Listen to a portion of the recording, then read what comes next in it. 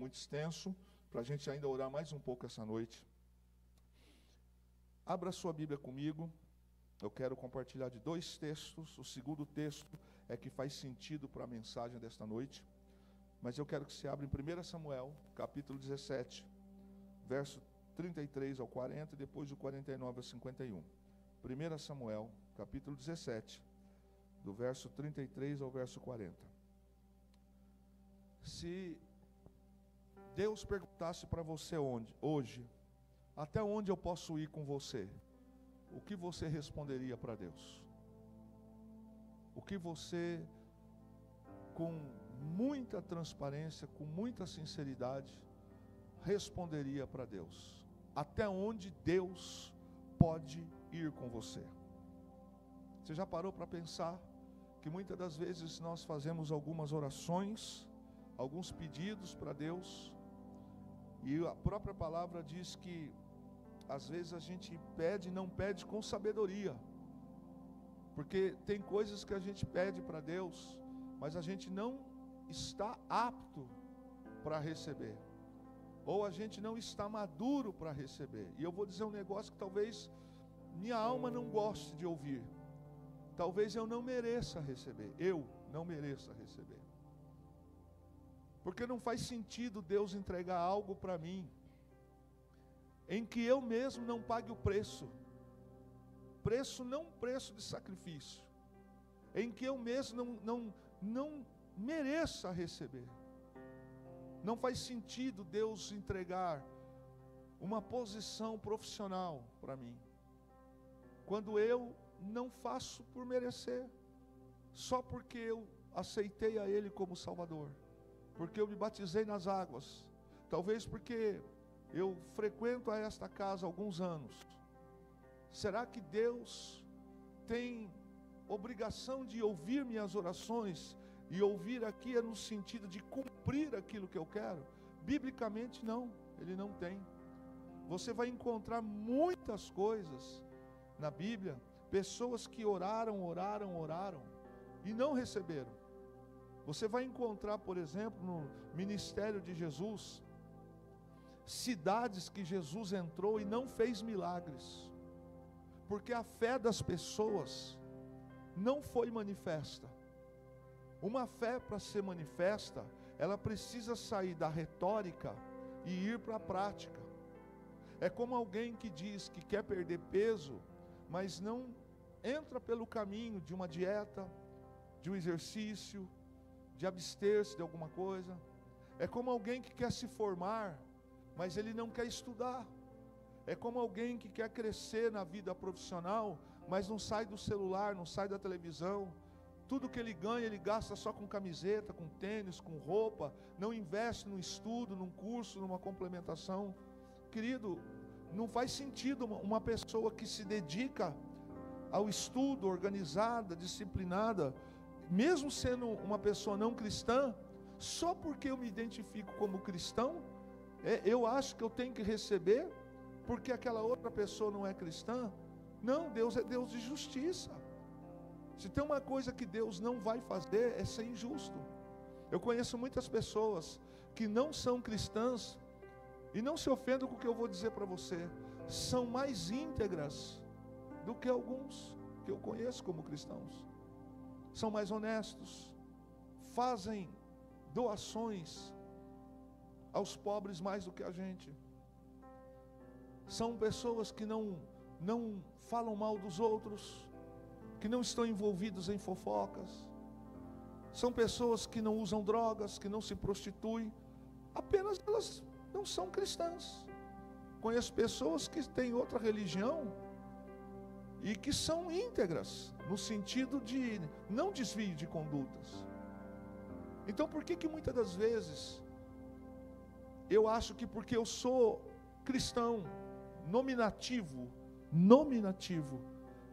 eu acredito que eu vou receber respostas de Deus só porque eu sou filho de pastor, ou porque eu tenho 15 anos de conversão, ou eu vou um pouco mais além, eu já li a Bíblia algumas vezes, ou eu conheço alguns versículos de cor, ou eu vou um pouco mais, ou porque eu tenho uma função aqui na igreja. Eu abro, eu ministro, eu toco, eu ajudo, então isso basta. Não é assim não. Não é assim não. A pergunta que eu vinha nesta tarde me preparando, e eu ficava pensando como título, embora no meu coração isso já estava ardendo há um tempo, até onde Deus pode ir comigo? Porque cada um de nós vai alcançar e chegará na medida daquilo que ele acredita que ele carrega. Aquilo que eu carrego dentro de mim é aquilo que me fará chegar a um patamar. Eu explico. Uma pessoa indisciplinada, desorganizada, displicente, desregrada, não chegará a níveis maiores. Não chegará. Uma pessoa organizada, uma pessoa eficiente, uma pessoa que caminha em disciplina, ela tem uma possibilidade de alcançar níveis estratosféricos. Ela vai se dedicar aos estudos, ela vai se dedicar a uma disciplina, ela será uma pessoa bem-sucedida porque ela tem princípios. Os princípios dela são os norteadores da vida dela. Isso na vida material. E na vida espiritual a mesma coisa. Domingo eu preguei aqui, para quem prestou atenção, cuida de ti mesmo. Cuidar de você mesmo, no sentido de você preservar a tua fé. Não se assuste com as coisas que vão acontecer nesse mundo. Deus é imutável, Ele vai continuar sendo Deus, independente das coisas que possam acontecer ao nosso redor, ou até de redor. Ele vai continuar operando os seus sinais, os seus milagres. O joio vai continuar crescendo junto com o trigo, isso é normal, está na Bíblia. Haverá uma série de coisas, mas no meio de tudo isso, o Senhor ainda vai usar o seu povo. Ele ainda vai usar. Tomara que dentro dessas pessoas que Deus vai usar para salvar outras vidas, tomara que dentro dessas pessoas que Deus vai usar para levantar como mantenedores da obra, como patrocinadores de empregos, que Ele vai dar empresas na sua mão, como pessoas que Deus vai colocar algumas coisas sobre a mão, você seja uma delas. Mas entenda que Deus, Ele conhece, e a pergunta é, até onde Deus pode ir com a gente? Até onde Deus pode ir com a gente? Lembra da passagem de Ezequiel? Na visão, quando naquele texto que as águas vão dando, primeiro vão dando nos tornozelos, depois vão dando nos joelhos. Deus sempre vai nos dando a chance de irmos a níveis mais profundos. Quando Pedro deixou de olhar para Jesus e passou a olhar para o momento, olhar para a circunstância, ele afundou. E aí ele gritou. Aí Jesus socorreu ele. Eu não estou aqui recriminando Pedro, porque Pedro, para mim, foi o único que tomou atitude. Os demais ficaram tudo ali no barco, mas ele teve atitude. E ele caminhou. Foi o único dos discípulos que caminhou, ainda que por um tempo caminhou sobre as águas. As atitudes nossas fazem toda a diferença na nossa vida, e principalmente na vida espiritual. O que eu vou falar com você essa noite, talvez algumas pessoas, eu já sei que algumas pessoas já leram esse texto e talvez pularam isso ou não enxergaram isso. Eu mesmo já li esse texto por inúmeras vezes e confesso a você que já me debrucei, mas de repente eu comecei a ler esse texto, falei, como que eu não percebi? E é óbvio que eu também fui pesquisar. E eu vi até um comentário de um policial israelita fazendo uma afirmação sobre isso. Ele disse, você não acredita que foi só isso que aconteceu, né, nesse fato, desse texto que aconteceu aqui? E eu falei, o que será que ele quis dizer com isso? Vamos lá. Verso 33 de 1 Samuel 17. Porém Saul disse a Davi, contra o filisteu você não poderá ir para pelejar com ele, pois tu és ainda moço, e ele guerreiro desde a sua mocidade. Respondeu Davi a Saul: teu servo apacentava as ovelhas de seu pai, quando veio um leão e um urso e tomou um cordeiro do rebanho. Eu saí após ele, o feri, o livrei, o cordeiro de sua boca. Levantando-se ele contra mim, agarrei-o pela barba, e o feri e o matei. O teu servo matou tanto o leão como o urso. Este incircunciso filisteu será como um deles, porquanto afrontou os exércitos do Deus vivo. Disse mais Davi: o Senhor me livrou das garras do leão e das do urso. Ele me livrará das mãos deste filisteu. Então disse Saul a Davi: vai-te, e o Senhor seja contigo. Saul vestiu a Davi da sua armadura e lhe pôs sobre a cabeça um capacete de bronze e o vestiu de uma couraça. Davi cingiu a espada sobre a armadura e experimentou andar, pois jamais havia usado. Então disse Davi a Saul: eu não posso andar com isso, pois eu nunca usei. E Davi tirou aquilo de sobre si, tomou o seu cajado na mão e escolheu para si 5 pedras lisas do ribeiro. Quantas pedras Davi escolheu? Está escrito isso na sua Bíblia? Dá uma conferida. Quantas pedras? 5 pedras. E as pôs no alforje de pastor, que trazia, a saber, no surrão. E lançando mão de sua funda, foi chegando ao filisteu. Verso 48. Sucedeu que, dispondo-se o filisteu a encontrar-se com Davi, este se apressou e, deixando as suas fileiras, correu ao encontro ao filisteu. Davi meteu a mão no alforje, tomou dali uma pedra e com a funda lhe atirou e feriu o filisteu na testa. A pedra encravou-se-lhe na testa e ele caiu com o rosto em terra. Assim prevaleceu Davi contra o filisteu, com uma funda e com uma pedra o feriu e o matou. Porém não havia espada na mão de Davi, pelo que correu Davi e, lançando-se sobre o filisteu, tomou-lhe a espada e desembanhou-a e o matou, cortando-lhe com ela a cabeça. Vendo os filisteus que era morto o seu herói, fugiram. Ok. Até essa primeira parte aqui. Eu estava lendo esse texto e aqui é uma coisa muito simples de entender. Golias só surge na vida de Davi num segundo momento de intensidade de guerra, depois de urso e de leão. Animal é irracional. Então o urso e o leão, embora tenham garras e uma força descomunal, ele não tem raciocínio para ser como um ser humano, em potência de golpes, mas é difícil lutar com o urso, é difícil lutar com o leão. Só que Golias, ele só surge na vida de Davi depois que ele passa pela etapa de lutar com o urso e de lutar com o leão. Mas a pergunta é: quem é que quer nessa vida ter luta? Só se for um doido, irmão. Só se for uma pessoa com problemas mentais. Ninguém quer ter luta na vida. Todo mundo quer na vida ter paz. Sim ou não? A gente quer todo dia acordar e ter sombra e água fresca, água de coco, dinheiro no banco. Tá tudo bem que o carro não quebre.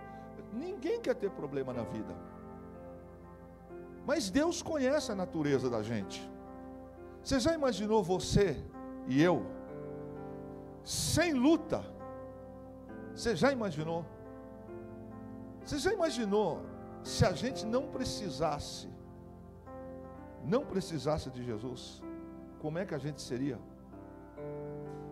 Só para a gente pensar. Existem momentos na vida que, para surgir um Golias na vida da gente, Deus não pode mandar.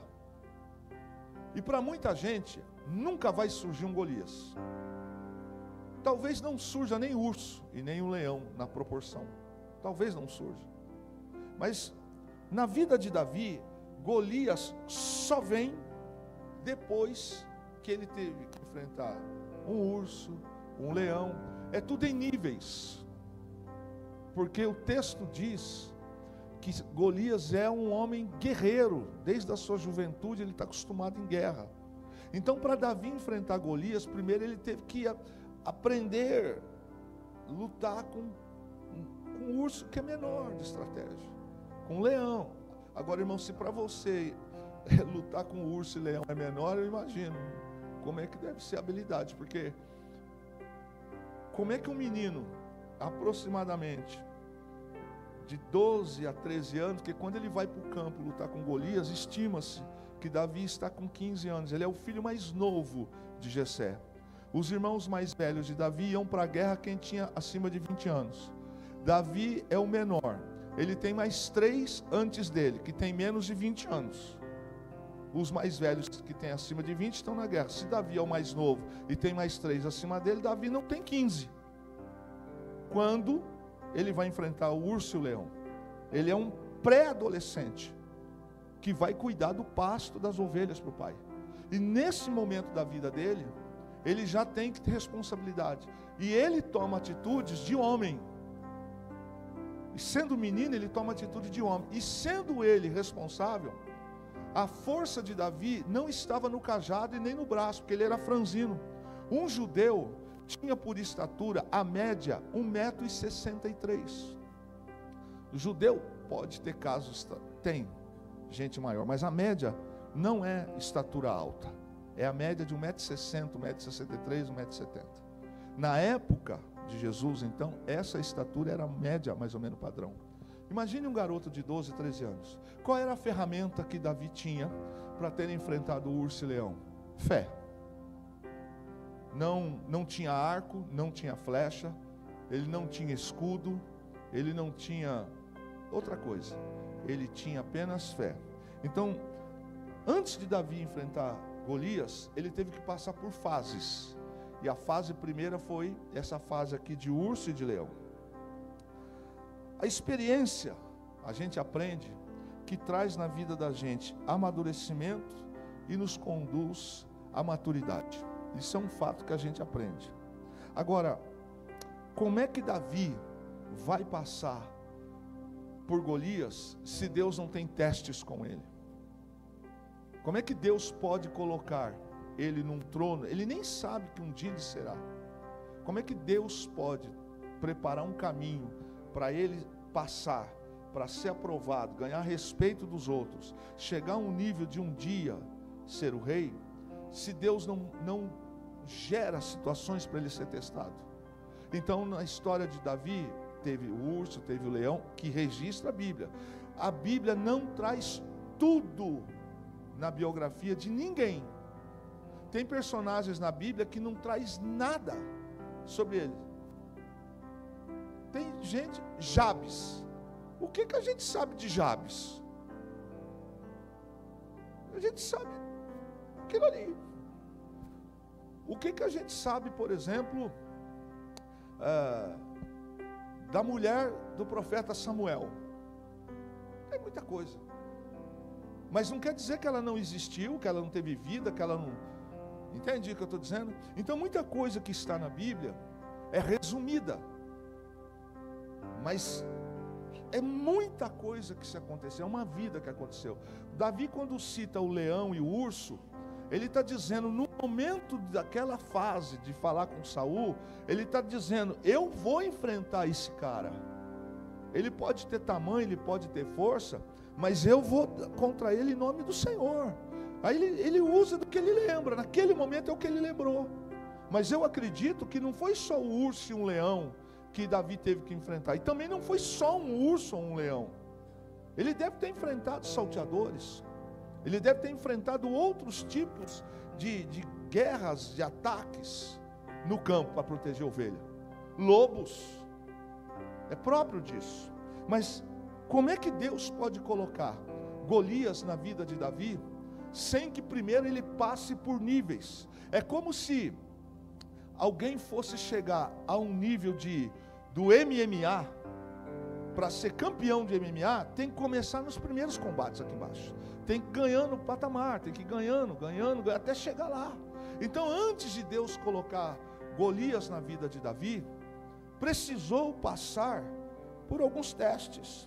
E em tudo isso, a gente vai ver que para Davi chegar onde ele chegou com Golias, ele precisou de fato provar que ele merecia estar diante de Golias. Agora, uma pergunta que eu queria que você pensasse: será que havia em Golias o mínimo de razoabilidade que Davi poderia lhe vencer? Não. Golias não tinha essa ideia. Mas quando Davi vai e diz para Saul: eu vou lutar contra esse cara, em Davi tem fé. Sim ou não? Quem tem certeza que Davi tinha fé? Tem certeza, irmão? Por que você sustenta a sua afirmação que Davi tinha fé? Por que você sustenta? Por que você sustenta que ele tinha fé? Hã? Tudo bem, ele é para o nome do Senhor, mas acabei de dizer. Se ele era um menino e enfrentou um urso e um leão, ele não tinha arco, não tinha flecha, os irmãos dele não estavam no campo. E a biografia de Davi diz que ele à noite orava, cantava, compunha salmos. E quando ele faz a declaração para Saul, ele fala: o Senhor estava comigo, eu vou em nome do Senhor. A única arma de Davi, até Golias, é fé. Ele vai enfrentar Golias com fé. A mesma fé que lhe impulsiona a enfrentar o urso e o leão. Às vezes nós não entendemos a necessidade de algumas circunstâncias que Deus nos permite passar pela vida. Às vezes a gente não entende porque algumas fases, alguns ciclos, algumas guerras, algumas decepções, algumas frustrações, alguns embates. Às vezes a gente não entende por que algumas coisas da nossa vida a gente está passando, porque dói. Por que a gente passa pela moenda? Por que às vezes a gente chora? Por que às vezes a gente sente algumas coisas e fala: mas Senhor, o Senhor não está vendo isso? Hoje de manhã eu ministrava isso na rádio. Asaf fala isso no Salmo 73, ele diz: quase que eu caí, quase que eu desviei. O homem que quando está com Salomão consagrando o templo, a presença de Deus, quando ele ministra a adoração, é de tal forma que desce a glória no templo, que todos são impactados de tal forma, que a presença, a glória, o Shekinah de Deus, faz com que os homens caiam no chão. Deus recebeu tanto a glória e a adoração de Asaf e dos levitas na consagração do templo.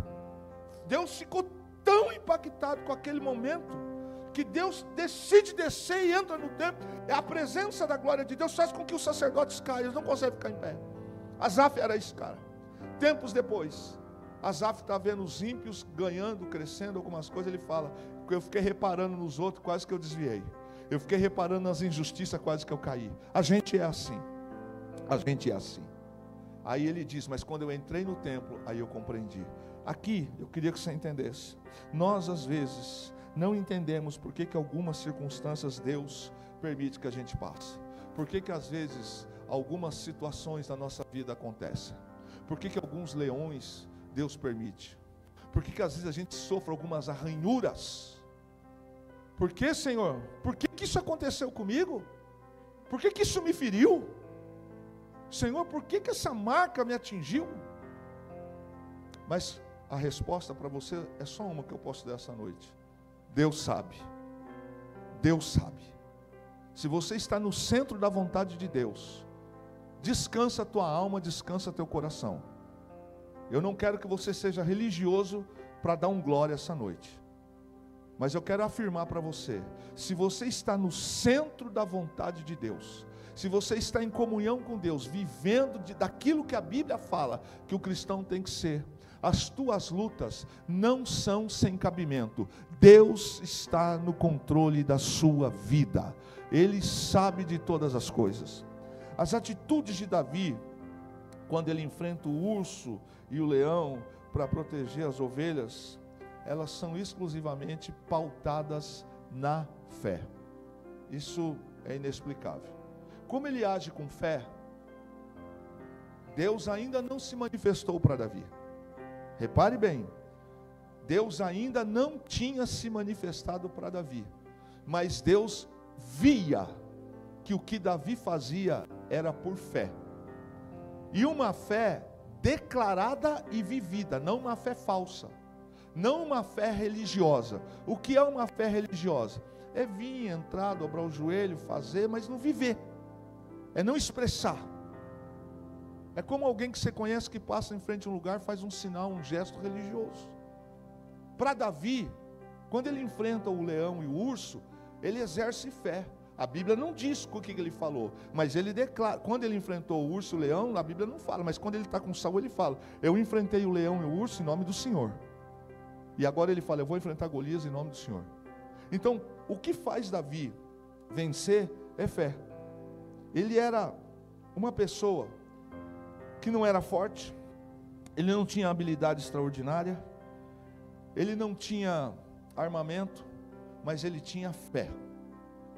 É isso que fez Davi tomar uma atitude quando o pai dele dá uma chance.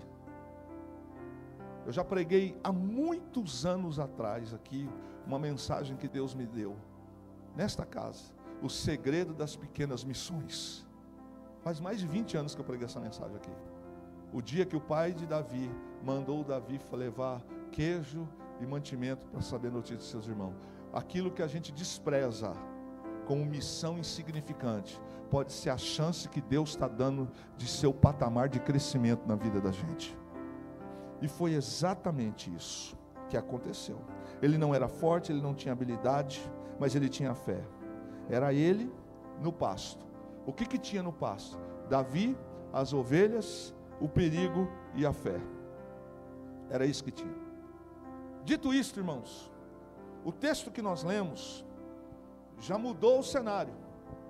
Ele já tinha matado o urso, já tinha matado o leão. Aqui ele está com aproximadamente 15 anos. No leão e o urso ele estava entre 12 e 11. Mas aqui ele está com aproximadamente 15 anos. Agora, nesse texto que nós lemos em 1 Samuel, tem algo muito maior, algo muito mais forte do que essas 5 pedras. Por que Davi pegou 5 pedras? Se ele era um homem de fé, por que ele pega 5 pedras? Será que a fé dele era uma fé mais ou menos assim: se eu errar a primeira, eu vou tentar a segunda? Será que isso é fé? Se eu errar a primeira, eu tenho a segunda pedra. Porque Golias, está escrito aqui que Golias é uma máquina de guerra. Será que Davi, de alguma maneira, falou: eu vou? Mas, não, o texto já deixa claro que quando ele fala com Golias, ele fala assim: eu vou ferir você, eu vou dar o teu corpo, as aves dos céus vão te comer, o teu corpo, e toda essa terra saberá que há Deus em Israel, e as bestas feras vão te consumir. Não tem dúvida, ele não tem dúvida que ele vai vencer. É interessante que, se não é falta de fé, para mim, eu não quero que você, eu penso que sim, não foi falta de fé, porque já está provado que ele era um moço de fé. Quando ele vai para o combate, ele está cheio de fé, e a mesma fé que fez ele matar o leão, e fez ele matar o urso, é o que faz ele correr. Então, quando ele vai correndo, eu vou antecipar um negócio aqui. Golias está lá, fica tão furioso com ele, ele pega a funda, põe nos dedos assim, amarra aqui, dá uma pecinha de couro aqui assim, ele pega aqui assim, vai. Quando Golias vem, ele é mais ligeiro, porque alguns estudiosos dizem que a funda, quando ela pode atingir até a velocidade de 150 km por hora, de tão que ela é. Existe até um campeonato aí disso aí, mas numa distância. Quando Davi está vendo Golias vir, ele se adianta, ele pega a pedra, põe na funda, e ele corre de frente, vai com Golias. Ele não vai arremessar a pedra de longe, ele vai de encontro, e ele vai aqui, ó. E conforme ele pega impulso, quando ele está mais perto, ele bum, e pega bem no meio do capacete. Golias cai, não morto, desmaia. Ele não tem espada. Golias desmaia, ele pega a própria espada de Golias, corta a cabeça dele, e com aquela cabeça, levanta, pronto, você conhece o resultado da história. O exército de Israel tomou coragem. A pergunta é: para que as 5 pedras? Para que as 5 pedras? Vá para 2 Samuel capítulo 21 comigo. 2 Samuel capítulo 21. Verso 15. 2 Samuel capítulo 21, verso 15.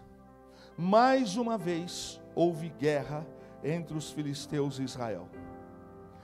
Quando Davi e seus soldados estavam no meio de uma batalha, Davi perdeu as forças. Isso aqui é um tempo depois. Perdeu as forças e ficou exausto. Isbirenote era descendente de gigantes, e a ponta de sua lança de bronze pesava cerca de 3,5 kg. Ele estava armado com uma espada nova e jurou que ia matar Davi. Mas Abisai, filho de Zeruia, veio socorrer Davi e matou o filisteu. Então os homens de Davi exigiram: o senhor não vai mais sair conosco para lutar. Por que correu o risco de apagar a lâmpada de Israel? Aqui é uma outra mensagem. Foi aqui que Davi falhou. Se ele não devia ter deixado de ir para as batalhas, foi nesse dia que ele parou de deixar de ir para as batalhas. Ele ouviu os homens, e a história de Betseba abriu-se precedente aqui. Continua, verso 18. Só para voltar com você aqui no verso de número 15, 16. Qual o nome que está aí na sua Bíblia? Isbirenobe. O que está escrito aí? Descendente de gigante. Continua. Verso 18. Depois disso, houve outra batalha contra os filisteus em Gobe. Enquanto lutavam, Sibecai de Uzate matou Saf. Em algumas versões está escrito Sipai, outro descendente de gigantes. Durante uma batalha em Gobe, Elanã, filho de Jair, de Belém, matou o irmão de Golias de Gate. 1 Crônicas, capítulo 20, verso 5. Esse gigante tem nome, o nome dele é Lame. De quem ele é irmão? De quem ele é irmão? Ô irmão, você está dormindo? De quem que ele é irmão? De Golias. Até aqui, quantos gigantes já caíram? Pelo amor de Deus, irmão, você está moscando. Quantos gigantes caíram, Felipe Castro? Daqui, você está pior. Já caíram quantos? Não, ainda não caiu. Aqui caíram quantos? Vou voltar com você, vamos lá. Verso 15. Mais uma vez houve guerra entre os filisteus de Israel. Quando Davi e seus soldados estavam no meio de uma batalha, Davi perdeu as forças e ficou exausto. Davi nessa época, ele já estava cansado, ele era um homem de guerra, muitas guerras. Ele já tinha lutado bastante guerra. E num desses combates é natural, a guerra desgasta. Ele deu uma cansada. O Isbirenobe, gigante, viu Davi matar Golias naquela guerra e jurou: eu vou matar esse cara. Isbirenobe é gigante. Quando ele vai tentar matar Davi, que está meio cansado, o texto diz aqui que Abisai veio socorrer um dos fiéis de Davi, e socorreu e matou esse gigante, e Davi foi livre de ser morto. Na verdade, irmãos, é Deus que cuida. Mas vamos lá, primeiro gigante. Aí o texto continua, verso 18. Depois disso houve uma outra batalha contra os filisteus em Gobe. Enquanto lutava, Sibecai de Uzate matou Saf, ou Sipai, outro descendente de gigante. Quantos gigantes já foi até agora? Durante uma batalha em Gobe, Elanã, filho de Jair, de Belém, matou o irmão de Golias de Gate. Quantos gigantes até agora? Aí se você for ler lá em 1 Crônicas, capítulo 20, verso 5, o nome desse gigante, irmão de Golias, o nome dele é Lame. O cabo de sua lança era da grossura de um eixo tecelão. Em outra batalha com os filisteus em Gate, outra batalha, havia um homem de grande estatura, com 6 dedos em cada mão e 6 dedos em cada pé, 24 dedos ao todo, que também era descendente de gigante. Quantos gigantes até agora? 4. Mas quando ele desafiou os israelitas e zombou deles, foi morto por Jonatas, filho de Simeia, irmão de Davi. Estes 4 filisteus que eram descendentes dos gigantes de Gate, mas Davi e seus guerreiros mataram. Vai ter gente que vai me chamar de herege, de uma série de coisas. Tudo bem. Só quero dizer uma coisa para você. A Bíblia diz que quando Davi vai enfrentar Golias, ele tem fé. Amém? Tomara que você dê glória e aleluia essa noite, mas do Espírito. Ele já matou leão e já matou urso pela fé. O menino tem 15 anos de idade. Os marmanjos não tomam atitude, mas o menino tem fé. Quando ele não consegue andar com espada, com a armadura de Saul, ele corre no riacho, que se enche de vez em quando, naquela época, e pega 5 pedras que vão na funda. Para que 5, pastor? Se ele tem fé? Para que 5? Quando Davi chega naquele contexto, a Bíblia diz para você que ela não conta, não dá para colocar tudo, porque a gente não caberia nos livros. Até os milagres de Jesus foi dito que não caberia tudo isso aí. Mas quando Davi chega na guerra, ele faz assim: ei, o que está acontecendo? Ó, é o seguinte, tá vendo aquele cara lá? Ele é Golias. É? Pô, esse cara tá falando, rapaz, quem que é esse circunciso aí? Ele está falando que ele é o cara, quer dizer, não, rapaz, que é isso aí? Aí Davi faz assim: mas o que o rei vai fazer por quem enfrentar esse cara? O rei vai dar isenção de impostos para a família, o rei vai dar a filha dele em casamento, e não sei o que. Aí os irmãos de Davi ficam irados com ele, falam: você é presunçoso, cara, você veio aqui por causa disso, você veio aqui para ver show, ver espetáculo, mas não toma atitude. Aí você conhece o texto. Aí a Bíblia parece que a história acaba aí, mas não acabou, irmãos. Porque quando alguém fala que ele é Golias, experiente de guerra, a história dos filisteus, eles não conheceram os filisteus ali. Os filisteus tinham história. E deixa eu te dizer uma coisa: os heróis de guerra, de combate, na época dos israelitas, os povos que eram vizinhos de Israel, havia uma lei de guerra, que todos os campeões de guerra, quando uma nação entrava em guerra para subjugar os outros povos, todos os heróis de guerra deveriam de ir para combate, para ajudar. E todo herói de guerra que não fosse para ajudar a sua nação, sendo herói de guerra, ele caberia ser morto, porque ele se recusou a apoiar a sua nação. Os irmãos de Golias eram, muita gente vai dizer, mas não prova. Bom, eu já li 3 versículos com você aqui, que disseram que pelo menos dos 4 gigantes, 2 eram irmãos de Golias. Um dos últimos aqui, a Bíblia não dá nome, só fala que ele tinha 6 dedos na mão, 6 dedos, aliás, 6 em cada mão e 6 dedos em cada pé, tinha 24 dedos. E esse era o maior de todos eles. Esse é o único que não tem nome. E fala que ele também tinha o nome de Golias. Aliás, que ele também era de Gate. Eu não sei se você entende. Quando Golias cai, por que 5 pedras? Esses caras estavam lá.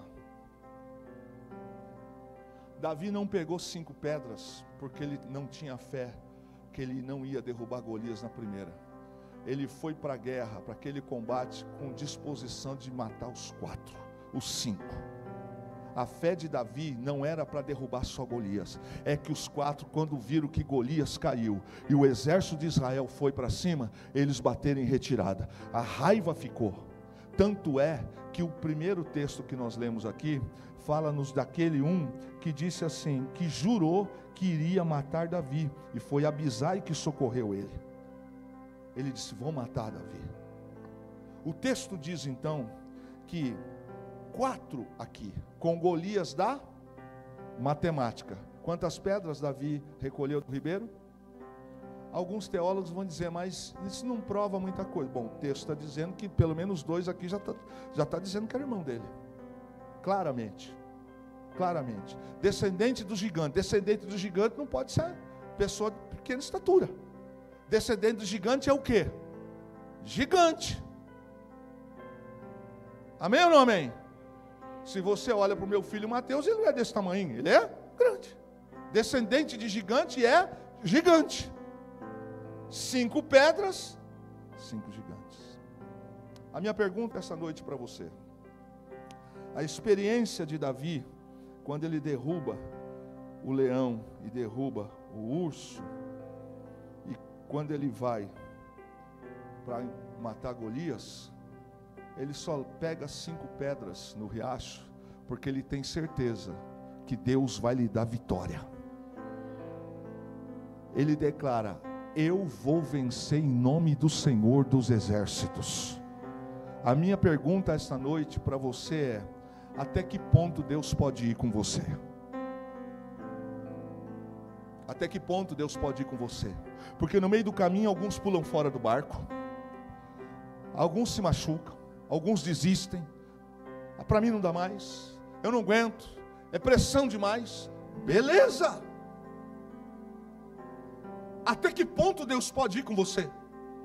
Eu quero, eu preciso, eu desejo, mas até que ponto Deus pode ir?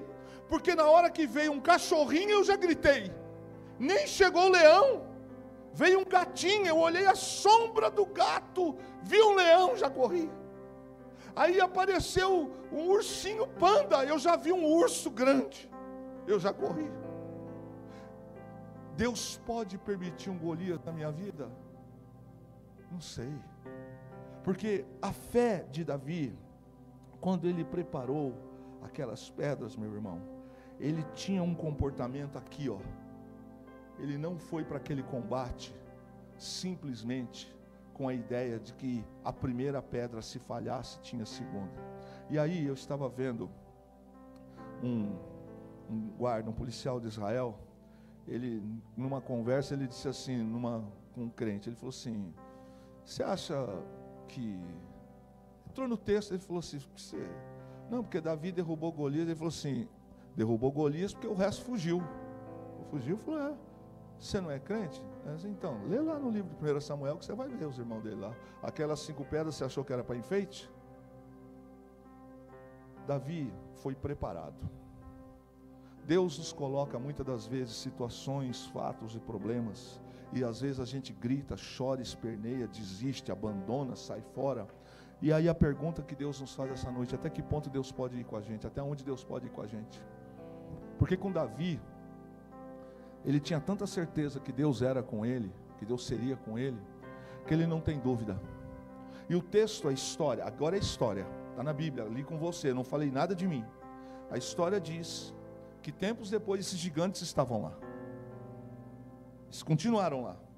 E que Davi e os seus soldados eliminaram esses. E a Bíblia fala no livro, você quer ver uma coisa que corrobora? Você lembra da história dos espiões que foram espiar a terra prometida? Quem se lembra desse texto? Lá no livro de Números. Você lembra qual foi a declaração, a declaração dos murmuradores? Nós éramos como gafanhotos diante dele. Do que eles estão falando? De gigantes. Eles disseram, nós olhamos para aquela terra, os cachos de uvas eram grandes, era terra que emana leite e mel, mas nós éramos como gafanhotos, porque eles viram os homens daquelas terras, de Canaã, aonde também moravam os filisteus. E você lembra de Og, que a cama de Og era uma cama de 6 metros, do rei Og, que Josué, quando entrou na região de Jericó, que precisou destruir nas regiões adjacências, mais um dos gigantes. Davi, quando vai para o combate, aqui meus irmãos, ele pega as 5 pedras, porque ele tem fé suficiente, que o Senhor vai lhe dar vitória. Às vezes a gente não entende, às vezes a gente reclama, às vezes a gente desiste. E porque a gente desiste, Deus fala, até aqui, então tá bom. Se você vai comigo até aqui que eu vou com você. Quantas coisas Deus poderia nos levar, até que níveis Deus poderia nos conduzir, quantas coisas Deus poderia entregar nas nossas mãos. Mas às vezes, diante de alguns desafios da nossa vida, a gente chora, reclama, abandona, faz relaxadamente, não faz, murmura, critica. Quando Davi, ele teve chance de enfrentar Golias, ele teve acesso, ele sabia que na terra dos filisteus era terra de gigantes, ele sabia, ele teve acesso à informação. Não é só Golias, ele não pega aquelas 5 pedras para derrubar um homem, é que os demais correram, porque se fosse enfrentar ele naquele dia, eu não tenho dúvida que ele também derrubaria, porque o mesmo Deus que conduziu a sua fé e ele mirou em Golias, também lhe daria a vitória. Mas Deus só lhe deu a vitória porque Davi se permitiu. As coisas que nós fazemos, Deus está vendo. As nossas atitudes de fé que nós fazemos, Deus leva muito em consideração aquilo que nós fazemos por fé. Eu comecei dizendo e estou terminando. Nós, quando vivemos segundo o padrão de Deus, os padrões bíblicos de Deus, e nós agimos por fé, o Senhor honrará a nossa fé. Tem coisas que a gente olha agora e fala, mas por que está acontecendo? Por que se levantou o urso? Por que se levantou o leão? É apenas um degrau que Deus está fazendo a gente pisar, para subir, para olhar o outro lado e enxergar o milagre que vai chegar, enxergar o outro patamar. Agora, se Davi vai lá e não pega 5 pedras, pega talvez uma só, talvez ele tivesse pensando, vai que, mas quando ele pega 5, ele tem convicção que o Deus que lhe dará vitória em 1, poderá lhe dar vitória em 4. Meu irmão, aquilo que Deus coloca na tua mão, te impulsiona. Aquilo que Deus entrega em tua mão, a fé que há no teu coração, exerce essa fé cheia, uma fé viva, uma fé eficaz. Faz essa fé brotar, faz essa fé vivificar. Põe para fora aquilo que você carrega. Nós somos aquilo que carregamos. Prepare-te, levante-se, adeque-se, porque o Senhor entregará nas suas mãos aquilo que a gente carrega dentro de nós. Ele vai externar. Hoje eu não estou vendo, mas amanhã a gente vai contemplar aquilo que Deus está respondendo. As atitudes nossas hoje vão mostrar amanhã a cabeça de Golias. Amém ou não amém? Fique em pé em nome de Jesus. Pergunte para quem está próximo de você.